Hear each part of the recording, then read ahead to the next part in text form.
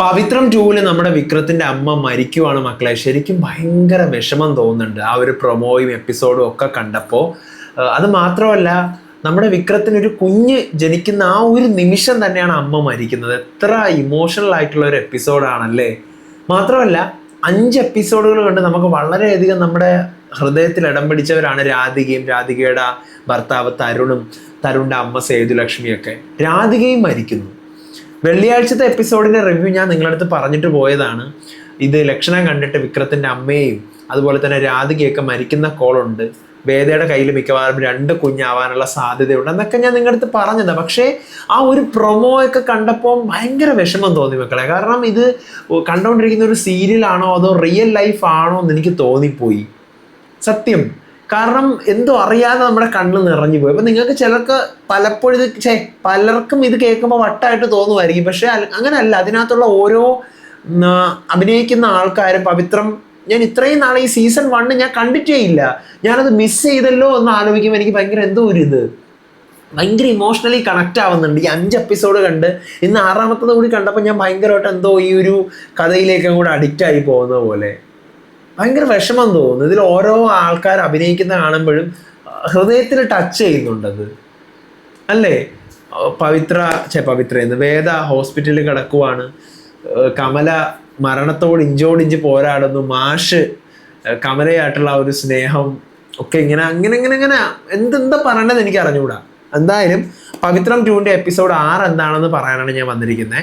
So welcome back to moonlight media max. I am Ansif. Video ആദ്യമായിട്ട് കാണുന്നവർ channel subscribe ചെയ്യണം, like ചെയ്യണം, share ചെയ്യണം. നിങ്ങളുടെ അഭിപ്രായങ്ങൾ മസ്റ്റായിട്ട് താഴെ കമൻറ്റ് ചെയ്യണം.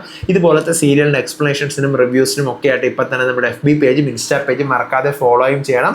വീഡിയോ ഹൈപ്പ് ചെയ്യാൻ മറന്നു പോകരുത്. അങ്ങനെ കഴിഞ്ഞ എപ്പിസോഡിൽ നമ്മുടെ വിക്രം അമ്മ മാഞ്ഞു പോകുന്നത് സ്വപ്നം കണ്ടുകൊണ്ടാണ് ഞെട്ടി എഴുന്നേക്കുവാണല്ലോ. അതിൻ്റെ ബാക്കിയായിട്ട് കാണിക്കുന്നത് രാവിലെ നമ്മുടെ വിക്രത്തിൻ്റെ വീട്ടിലല്ല, നമ്മുടെ സുധാകരൻ മാഷും കമലയും കൂടെ രാവിലെ എന്ത് ചെയ്യാണ്, ഉറങ്ങിക്കിടക്കുന്ന വീടാണ്. രാവിലെ നമ്മുടെ മാഷ് എഴുന്നേക്കുന്നു, ജനലൊക്കെ തുറക്കുവാണ്. കമലയുടെ ബെഡ്ഷീറ്റൊക്കെ നേരെ പിടിച്ചിട്ട് കൊടുത്തിട്ട് പറയാണ്, നീ കുറച്ച് നേരം കൂടി ഉറങ്ങിക്കോ. ഇന്നലെ രാത്രി നീ കരഞ്ഞ് അവസാനം ഉറങ്ങിയത്, ശ്വാസം പോലും കിട്ടാതെയാണ് നീ ഉറങ്ങിയത്. നീ കിടന്ന് ഉറങ്ങെന്ന് പറഞ്ഞ് പതിയെ ജനലുകളൊക്കെ ഓരോന്നായിട്ട് തുറക്കുവാണ്. നീ ഇന്നലെ എന്നോട് ചോദിച്ചില്ലേ നീ ഇല്ലാതെ ഞാൻ എങ്ങനെ മുന്നോട്ട് പോകുന്നു? ശരിക്കും ഞാൻ അതിനെക്കുറിച്ച് ചിന്തിച്ചിട്ട് പോലുമില്ല. നീ അല്ലാതെ എനിക്ക് ആരാടി ഉള്ളത്? നീ മരിച്ചു കഴിഞ്ഞാൽ ഞാൻ എന്ത് ചെയ്യും? അങ്ങനെ ഒന്നും സംഭവിക്കത്തില്ല. അങ്ങനെ അഥവാ മരിക്കുന്നുണ്ടെങ്കിലും ഞാനായിരിക്കും മരിക്കുക. ഈ ലോകത്ത് അങ്ങനെ തന്നെയാണ് സംഭവിക്കുന്നത്. ആദ്യം ഭർത്താക്കന്മാർ മരിക്കും, പിന്നീട് ഭാര്യമാർ മരിക്കത്തുള്ളൂ. കാരണം ഭാര്യമാർ മരിച്ചു കഴിഞ്ഞാൽ ഭർത്താക്കന്മാർ ഒറ്റപ്പെട്ടു പോകും. പക്ഷേ ഭർത്താക്കന്മാരാണ് മരിക്കുന്നതെങ്കിൽ ഭാര്യമാർ അവരുടെ മക്കളൊക്കെ ആയിട്ട് പതിയെ പിന്നീട് അങ്ങ് ഓക്കെ ആയിട്ട് പോകും.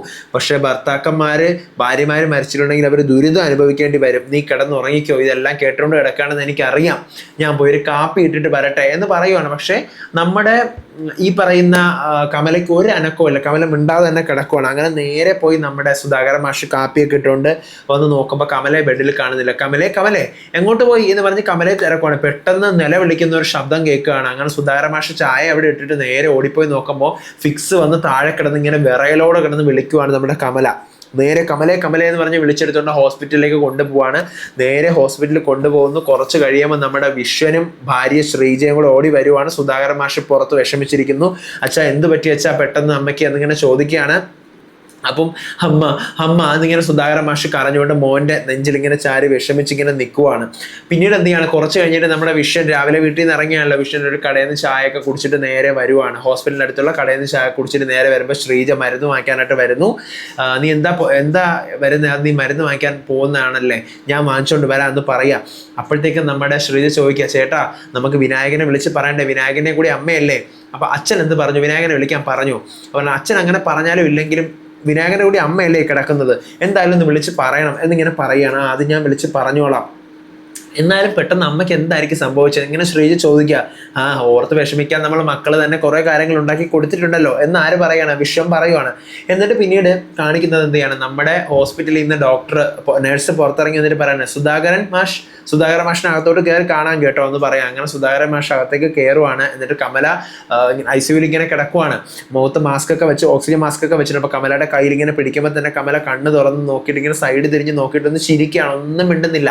പിന്നീട് കാണിക്കുന്നത് കാണിക്കുന്ന നമ്മുടെ വിനായകനും ഭാര്യ നന്ദിനിയും കൂടെ വരുവാണ്. കാറിൽ നിന്ന് വിനായകൻ ഇറങ്ങുമ്പോൾ തന്നെ ഭാര്യ പറയണ, മനുഷ്യ നിങ്ങളുടെ ഇവർക്ക് ആർക്കും യഥാർത്ഥ സ്നേഹമൊന്നുമില്ല. അമ്മ വീട് കിടന്നിട്ട് നിങ്ങളോട് ആരെങ്കിലും വിളിച്ച് പറഞ്ഞോ? അയാളല്ലേ വിളിച്ച് പറഞ്ഞത്. നിങ്ങൾ അച്ഛനെന്ന് പറയുന്ന ആളെ വിളിച്ച് പറഞ്ഞില്ല, അത്രയൊക്കെ ഉള്ളൂ നിങ്ങളെന്ന് പറഞ്ഞിട്ട് നന്ദിനി വന്ന പാടെ നന്ദിനി കൊനഷ്ടാണ്. അങ്ങനെ എന്ത് ചെയ്യുവാണ്, ആ ഒളിച്ചോടി പോയതാണ് ഇതിനൊക്കെ കാരണം. അമ്മ വീഴാൻ കാരണമേ അത് തന്നെ ആയിരിക്കും എന്ന് പറയാം. അപ്പോഴത്തേക്കും പെട്ടെന്ന് നമ്മുടെ വിനായകൻ ദേഷ്യപ്പെടാണ്. ഒളിച്ചോടി പോയത് നീ എന്തൊക്കെ വർത്താനാണ് പറയുന്നതെന്നൊക്കെ പറഞ്ഞ് രണ്ടുപേരുടെ നല്ല വഴക്ക് കൂടുവാണ്. നീ പറയുന്നത് ഒരുമാതിരി മോശം ധ്വനിയാണ് എന്നിങ്ങനെ പറയുകയാണ്. അങ്ങനെ എന്ത് ചെയ്യുന്നു, നേരെ നമ്മുടെ വിക്രത്തിനെ അതുപോലെ തന്നെ വേദയെ കുറ്റം പറഞ്ഞുകൊണ്ടിരിക്കുകയാണ് നന്ദിനി. ആ വേദ കാരണമാണ് വിക്രം ജയിലിൽ തന്നെ പോയത്. അവള് പ്രതികാരം വീട്ടാനല്ലേ നമ്മുടെ വീട്ടിൽ കയറി വന്നത്, അവസാനം അവനെ ജയിലിലാക്കി എന്ന് പറയാം. അപ്പോഴത്തേക്കും നമ്മളെ വിനായകൻ പറയണം അതിന് വേണ്ടിയിട്ട് അവളെ സ്വന്തം അമ്മാവനെ തന്നെ കൊല്ലാം. കൂടെ എന്ത് വൃത്തികേട് നീ പറയുന്നത്, എന്ത് അനാവശ്യമാടി എന്ന് പറഞ്ഞുകൊണ്ട് നേരെ എന്ത് ചെയ്യാണ്, അമ്മയെ കാണാനായിട്ട് പോവാണ്. പെട്ടെന്ന് വന്ന ഉടനെ തന്നെ എന്ത് ചെയ്യുക, നമ്മുടെ നന്ദിനി ചോദിക്കുക എന്താ ഇത്ര പെട്ടെന്ന് ഫിക്സ് വരാൻ കാരണം എന്നിങ്ങനെ നമ്മുടെ നന്ദിനിയും വിനായകനും കൂടെ ചോദിക്കുക. അപ്പോഴത്തേക്കും പെട്ടെന്ന് എന്താന്ന് പറ്റിയെന്ന് അറിയത്തില്ല എന്നിങ്ങനെ പറയുകയാണ്. ആര്, നമ്മുടെ വിനായകനല്ല, നമ്മുടെ വിശ്വനും വൈഫും കൂടി. അപ്പോഴത്തേക്കും നമ്മുടെ നന്ദിനി വീണ്ടും കൊനഷ്ട ഉണ്ടാക്കുവാണ്. ഇതിനേക്കാൾ ചെറിയ പ്രായത്തിൽ വിക്രം പലതവണ ജയിലിൽ പോയിട്ടുള്ളതല്ലേ, അപ്പൊ പിന്നെ എന്തുവാ ഇങ്ങനെ ഇപ്പം ഇങ്ങനെ ഫിക്സ് ഒക്കെ വന്ന് വീഴാൻ കാരണം? ജപ്തി നോട്ടീസൊക്കെ വന്നപ്പോഴത്തേക്കും നിങ്ങൾക്കല്ലേ കൂടുതൽ കാര്യങ്ങളൊക്കെ തന്നത്, നമ്മുടെ അടുത്ത് ആരും ഒന്നും വിളിച്ച് പറഞ്ഞില്ലല്ലോ, നിങ്ങളൊക്കെ ഇപ്പൊ അത് വെച്ച് ബിസിനസ് ഒക്കെ ഉണ്ടാക്കില്ലേ പറഞ്ഞ് നന്ദിനി ആകെ മൊത്തം അവിടെ കിടന്ന് കൊനസ്റ്റ്, അവിടെ കിടന്ന് ഭയങ്കര കച്ചറ സംസാരം. അങ്ങനെ ഇവർ ഓരോന്നൊക്കെ പറഞ്ഞു. സുധാകരൻ ഒന്നും മിണ്ടുന്നില്ല, സുധാകരൻ മാഷ മിണ്ടാതിരിക്കുവാണ്. അപ്പൊ നേഴ്സ് അങ്ങോട്ട് ഇറങ്ങി വന്നിട്ട് ബൈസ്റ്റാൻഡർ ആരാ എന്നിങ്ങനെ ചോദിക്കുക, കമലയുടെ ബൈസ്റ്റാൻഡർ ആരാ? അപ്പൊ നന്ദിനി അയ്യോ അമ്മയ്ക്ക് എന്ത് പറ്റിയെന്ന് പറഞ്ഞ് വീണ്ടും അവിടെ കിടന്ന് ഡ്രാമ. അപ്പോഴത്തേക്കും സുധാകരൻ മാഷ ആരാ, ഡോക്ടറെ ഒന്ന് കാണണമെന്ന് പറഞ്ഞിരുന്നു എന്ന് പറഞ്ഞ് അങ്ങനെ ഡോക്ടറെ കാണാനായിട്ട് എന്ത് ചെയ്യാണ്, സുധാകരൻ മാഷ് പോവാണ്.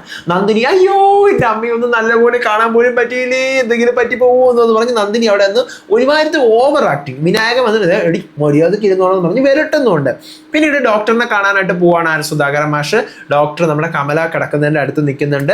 BP ഡൗൺ ആവുന്നുണ്ട് പേഷ്യൻറ്റിൻ്റെ, ഭയങ്കര എല്ലാ രീതിയിലും പ്രശ്നമാണ്, നമുക്ക് വെന്റിലേറ്ററിലോട്ട് ഇമ്മീഡിയറ്റ്ലി മാറ്റിയേ പറ്റത്തുള്ളൂ, എന്താ നിങ്ങളുടെ അഭിപ്രായം എന്ന് ചോദിക്കുകയാണ് മാഷിനടുത്ത്. അപ്പോൾ മാഷ് പറയണേ എനിക്ക് എന്ത് ചെയ്തിട്ടാലും വേണ്ടില്ല, എനിക്ക് അവളെ പഴയതുപോലെ നോക്കണം എന്ന് പറയാം. അപ്പോഴത്തേക്കും നമ്മൾ മാക്സിമം ട്രൈ ചെയ്യാന്ന് പറഞ്ഞ് ഇംഗ്ലീഷിലൊന്ന് ജാട പൊക്കി അടിക്കുക. അപ്പം ഞാൻ അല്ലെങ്കിൽ അയാളുടെ മരണവെപ്രാളം കൊണ്ട് അയാളുടെ ഭാര്യയും കൊണ്ട് അവിടെ കിടക്കുമ്പോൾ ഈ പെണ്ണുമ്പോൾ ഇംഗ്ലീഷ് തള്ളുന്ന എന്ന് ഞാനിങ്ങനെ മനസ്സിൽ ചിന്തിക്കുമായിരുന്നേ.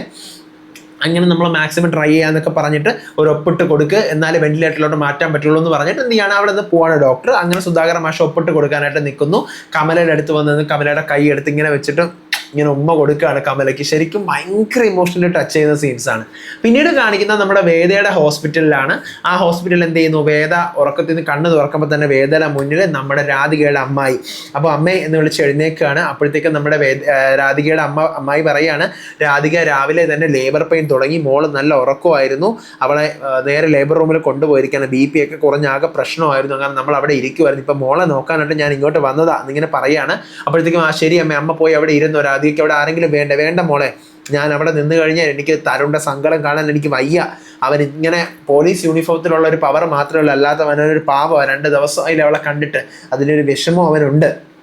അപ്പോഴത്തേക്കും വേദ ചോദിക്കുകയാണ്, രാധിക അനാഥാലയത്തിൽ നിന്നാണല്ലേ? ആണ്, മോക്ക് എങ്ങനെ അറിയാം, ഞാൻ ഇന്നലെ ഇവിടെ പറയുന്നതൊക്കെ കേട്ടായിരുന്നു എന്നിങ്ങനെ പറയുകയാണ്. അപ്പോഴത്തേക്കും അതേ മോളെ, അവൾ ഒരുപാട് അനുഭവിച്ച കുട്ടിയാണ്, പക്ഷെ നമ്മുടെ വീട്ടിൽ വന്ന് കയറിയതിന് ശേഷമാണ് സന്തോഷം മാത്രമായിരുന്നു, അവൾ പ്രഗ്നൻ്റ് ആണെന്ന് അറിഞ്ഞപ്പോൾ അതിനേക്കാൾ കൂടുതൽ സന്തോഷമായിരുന്നു, ആണാണോ പെണ്ണാണോ എന്ന് ഡോക്ടർ പറയാമെന്ന് പറഞ്ഞപ്പോൾ വേണ്ട, അത് ജനിക്കുമ്പോൾ മാത്രം അറിഞ്ഞാൽ മതി എന്നായിരുന്നു തരുൺ പറഞ്ഞുകൊണ്ടിരുന്നത്, അന്ന് മാളിൽ അങ്ങനെ ഒരു പ്രശ്നം നടന്നില്ലായിരുന്നെങ്കിൽ ഇങ്ങനെ ഒന്നും സംഭവിക്കില്ലായിരുന്നു എന്നിങ്ങനെ പറയാം. അപ്പോഴത്തേക്കും നമ്മുടെ വേദ പറയാണ്, എല്ലാം ശരിയാവും, ഡെലിവറി കഴിയുന്നതോടുകൂടി രാധികയുടെ എല്ലാ ട്രോമയും പോയി, രാധിക പഴയതുപോലെ ആവും എന്നിങ്ങനെ പറയുക. പെട്ടെന്ന് നമ്മുടെ അമ്മയുടെ ഫോണിലോട്ടൊരു കോള് വരുവാണ്. അപ്പോൾ കോൾ എന്നിട്ടാണോ, ഞാനിപ്പോൾ വരാം എന്നിങ്ങനെ പറഞ്ഞിട്ട് പെട്ടെന്ന് വേദ എടുത്ത് പറയുകയാണ്, മോളെ രാധികയ്ക്ക് എന്തോ കുഴപ്പമുണ്ട്, ഞാനൊന്ന് പോയി നോക്കട്ടെ എന്ന് പറഞ്ഞ് നേരെ പോവാണ്. പിന്നീട് കാണിക്കുന്നത് നമ്മുടെ ജയിലിലെ നമ്മുടെ ആൻഡ്രോസ്, അവിടുത്തെ ജയിലറായിട്ടുള്ള ആൻഡ്രോസിൻ്റെ അടുത്തോട്ട് കോൺസ്റ്റബിൾ വന്നിട്ട് പറയുന്നത്, സാർ വിക്രത്തിന് സാറിനെ കാണണമെന്ന് പറഞ്ഞു, പറ്റില്ല എന്ന് പറയട്ടെ, താൻ എന്തിനാണോ പറ്റില്ല എന്ന് പറയുന്ന അയാളെ കൊണ്ട് വിളിക്കുക എന്നിങ്ങനെ പറയാം. അങ്ങനെ വിക്രം വരുവാണ്. എന്താ വിക്രം, അത് എനിക്ക് ഒരു ഉപകാരം ചെയ്യണം സാർ. എന്താ അത്, എൻ്റെ വീട്ടിലെ കാര്യം ഒന്ന് അന്വേഷിച്ച് തരണം, എനിക്ക് അമ്മയുടെ കാര്യം ആലോചിച്ച് ഒരു സമാധാനവും കിട്ടുന്നില്ല, വല്ലാത്തൊരു പേടി, അതിനോട് വിളിക്കാൻ ഫോൺ ഉണ്ടല്ലോ, എനിക്ക് വിളിക്കാമല്ലോ, അപ്പോൾ ആ നമ്പറിൽ വിളിച്ചിട്ട് കിട്ടുന്നില്ല, അച്ഛൻ്റെ നമ്പറിൽ വിളിച്ചിട്ട് കിട്ടുന്നുമില്ല, ചേട്ടൻ്റെ നമ്പറിൽ വിളിച്ചിട്ട് എടുക്കുന്നുമില്ല, ഞാൻ അമ്മയെ സ്വപ്നം കണ്ടു സാർ, എനിക്ക് ആകെ പേടിയാവുന്നു സാർ, ഒന്ന് തിരക്കിയിട്ട് പറഞ്ഞു തരും. എവിടെ താൻ സമാധാനമായിട്ടിരിക്കും, ഞാൻ തിരക്കിയിട്ട് തന്നെ അടുത്ത് എല്ലാ കാര്യവും പറഞ്ഞു തരാം എന്നിങ്ങനെ പറയുവാണ്. ശരി എന്ന് പറയുന്നു. പിന്നീട് കാണിക്കുന്നത് നമ്മുടെ ലേബർ റൂമിൽ നിന്ന് എന്ത് ചെയ്യാണ്, ഡോക്ടർ ഇറങ്ങി വന്നിട്ട് എൻ്റെ റൂമിലേക്ക് വരാൻ പറയുവാണ്. അങ്ങനെ നമ്മുടെ തരുണും അമ്മയും കൂടെ നേരെ റൂമിലോട്ട് പോവാണ്. അപ്പോൾ ഡോക്ടർ പറയാണ്, രാധികയുടെ കാര്യത്തിൽ ഒരു തീരുമാനം നിങ്ങൾ എടുക്കണം, കാരണം ആ രാധികയുടെ ആരോഗ്യം വളരെയധികം മോശമായിട്ട് പോയിക്കൊണ്ടിരിക്കുകയാണ്. അതായത് എന്താ ഡോക്ടർ നിങ്ങൾ ഉദ്ദേശിക്കുന്നത് ഇങ്ങനെ തരുൺ ചോദിക്കുക. അത് രണ്ടിൽ ഒരാളെ മാത്രമേ നമുക്ക് രക്ഷിക്കാൻ പറ്റത്തുള്ളൂ, പരമാവധി നമ്മൾ ശ്രമിക്കാം. അപ്പം ഇനി ഞാൻ പരമാവധി ശ്രമിച്ചിട്ടാണ് ഞാൻ ഇങ്ങനെ പറയുന്നത്, ഇനിയും വൈകി കഴിഞ്ഞാൽ എന്നിങ്ങനെ പറയാം. അപ്പോഴത്തേക്കും തരുൺ കുറച്ച് അവിടെ നിന്ന് കരഞ്ഞിട്ട് പറയണം, ഡോക്ടർ എനിക്ക് എൻ്റെ രാധികയെ വേണം, ആ രാധിക ജീവിക്കുന്നത് ആ കുഞ്ഞിന് ജന്മം കൊടുക്കാൻ വേണ്ടിയിട്ട്, പക്ഷെ എൻ്റെ രാധികയെ നഷ്ടപ്പെടുത്താൻ എനിക്ക് വയ്യ, എനിക്ക് രാധികയെ വേണം ഡോക്ടർ എന്ന് പറഞ്ഞുകൊണ്ട് തരുൺ അമ്മയുടെ നെഞ്ചിൽ ചാരിയിരുന്ന് ഭയങ്കരമായിട്ട് കരയുവാണ്, അമ്മയും കരയുവാണ്. ഇതേ സമയം വേദ എന്ത് ചെയ്യുന്നു, സംഭവങ്ങളെല്ലാം അറിയുന്നു, അരുണ ഡോക്ടർ പറഞ്ഞ് എല്ലാം അറിയുകയാണ്.